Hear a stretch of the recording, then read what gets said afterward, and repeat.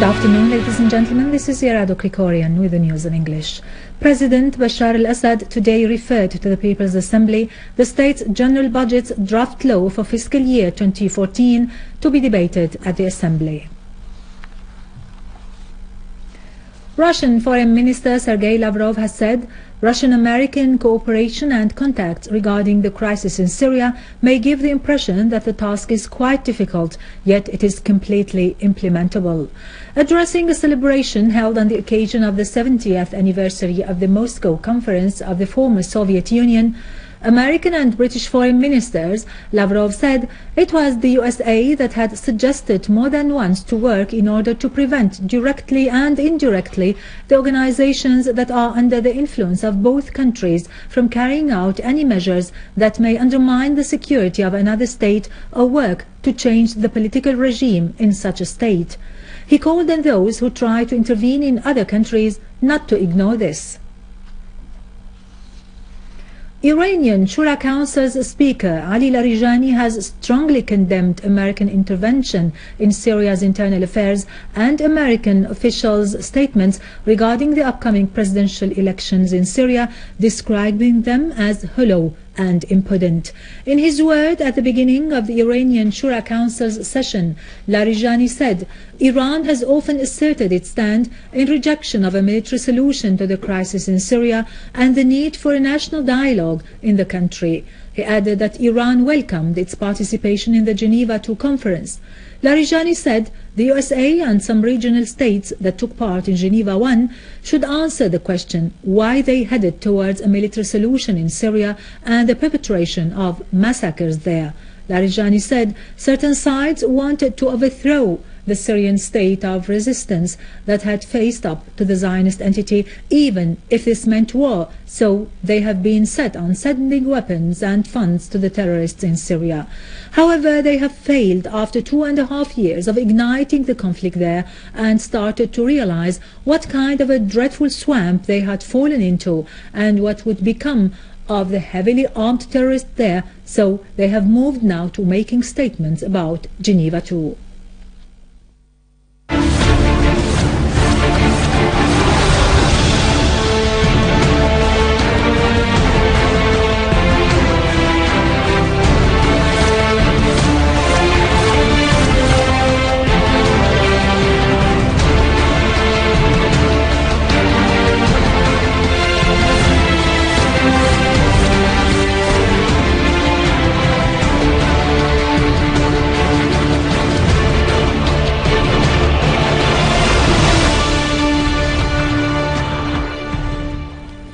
The Syrian Arab Army targeted terrorist gatherings east of Saydnaya, west of Qara, east of al-Ruhayba, south of Adra and north of al-Nabik, and eliminated dozens of them and destroyed their vehicles. The Syrian Arab Army assumed full control on Htaitet al-Turkam and killed dozens of terrorists there. During their pursuit of terrorist groups in Berze neighborhood, Syrian Arab Army units have seized a 110 meters long and 5 meters deep tunnel equipped with electricity. An official source said the tunnel was under Tishreen Hospital, stretching from an ancient house till the western side of the Syrian Education Channel on the other side of the road. It was used by terrorists for movement and the transfer and storage of weapons. It is to be noted that another tunnel that was 300 meters long and 10 meters deep, also equipped with electricity, was found a few days ago on the Damascus-Homs highway connecting Harasta with Al-Qaboon and Berze farms. It had been used by terrorists for movement and the transfer and storage of weapons and ammunition. Other Syrian Arab Army units have been able to eliminate armed terrorist groups during intensive and successful operations carried out against their hideouts and gatherings in Damascus suburbs, destroying an ammunition warehouse and missiles launching bases.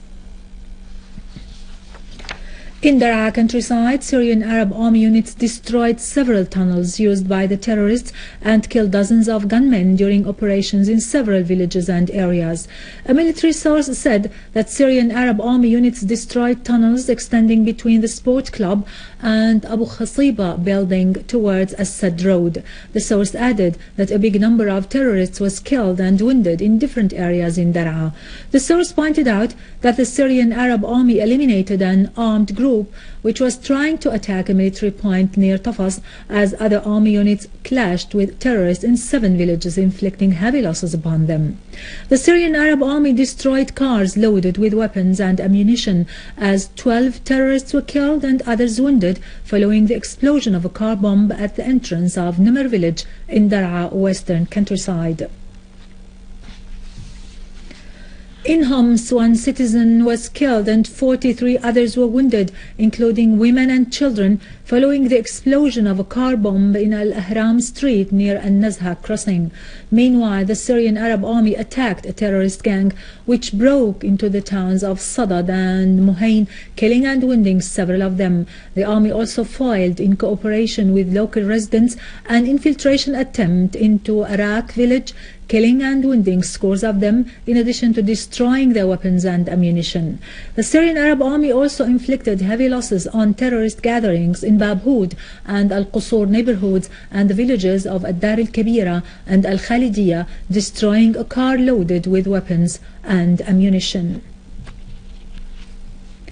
In Aleppo, a military source stressed that Syrian Arab Army units continued to chase armed terrorist groups in Al-Sfera and assumed full control in a number of buildings in Salah ad-Din neighborhood and foiled an infiltration attempt into Sulayman al-Halabi area.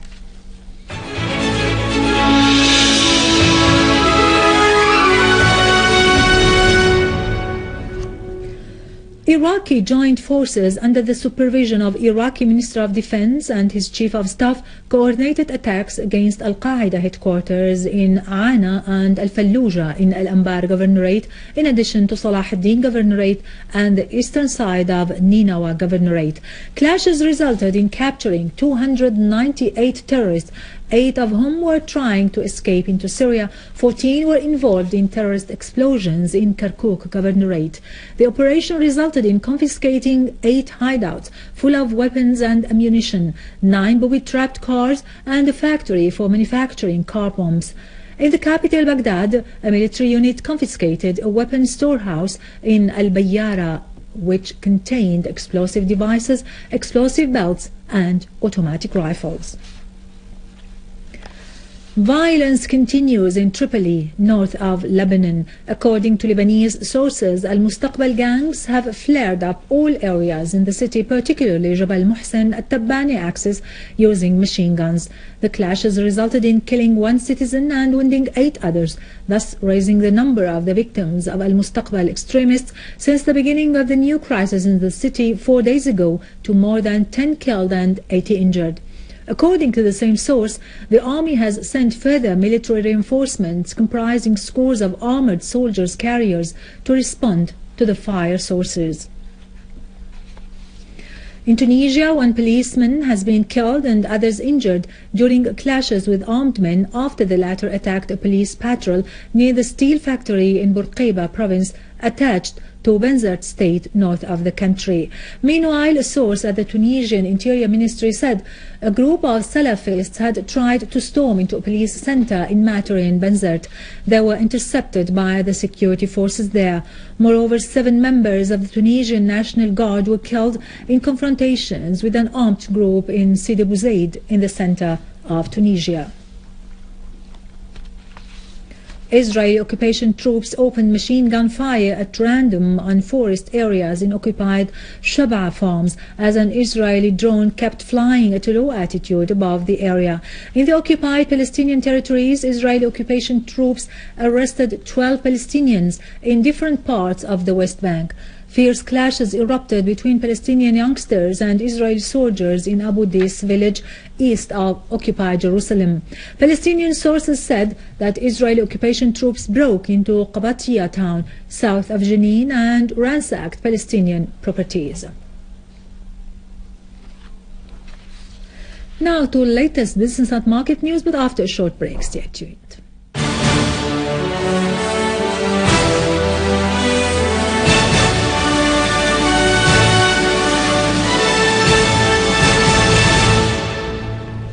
Welcome back. The General Establishment of Poultry has imported the second shipment of chicken, as the establishment has signed a contract to import 4 shipments of chicken in order to provide the local markets with sufficient quantities to increase the demand with lower cost. The technical workshops in the General Company's branch of mills in Homs is working to fix and rehabilitate Al Hilal mill, which became out of service as a result of the terrorist act, as the total cost is estimated at 15 million Syrian pounds. The director of the company branch has expected that the mill will resume work during the next 2 weeks. The director of Animal Health Department at the Ministry of Agriculture asserted that the ministry is committed to provide the livestock with free veterinary care, noting that the country is free from any epidemic, according to the Food and Agriculture Organization FAO. The director also pointed out that the directorate launched a campaign for smallpox vaccination during last month. Brent crude rose for the first time in 4 days as a measure of China's economic recovery topped forecasts, signaling increased demand in the world's second biggest oil consumer. Futures rebounded as much as 0.8% after losing 3.9% over the previous 3 days. Brent for December settlement gained 30 cents to reach $108 a barrel.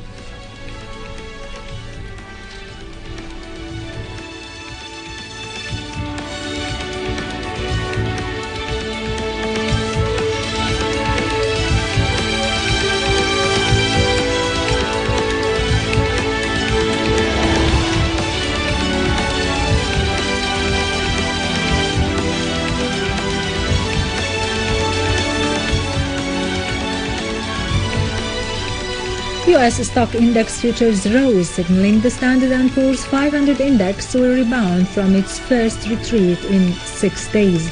European stocks also advanced as investors weighed corporate results. Japanese stocks, on the other hand, fell, with the Topix index extending its biggest slump in 3 weeks.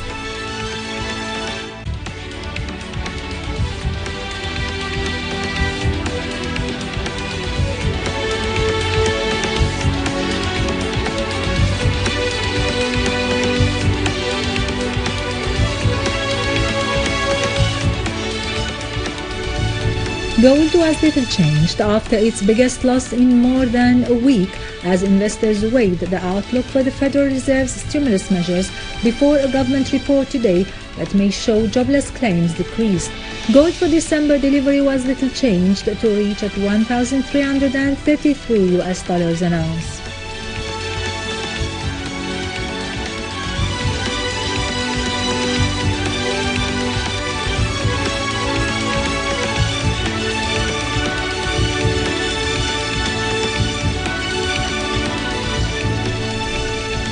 The euro strengthened to a 2-year high against the US dollar before reports that economists said will show the region's manufacturing and service industries expanded this month, adding to signs of recovery. The US dollar is weakened against other currencies except 2 of its 16 major counterparts, as concern that the US growth was hampered by a government shutdown earlier this month fueled bets the Federal Reserve will delay reducing stimulus.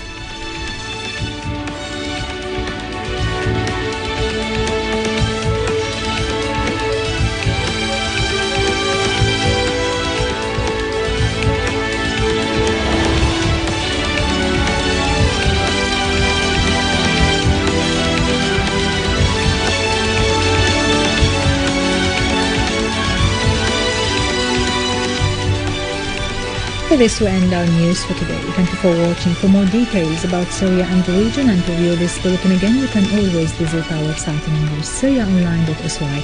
Till next Saturday, enjoy your weekend.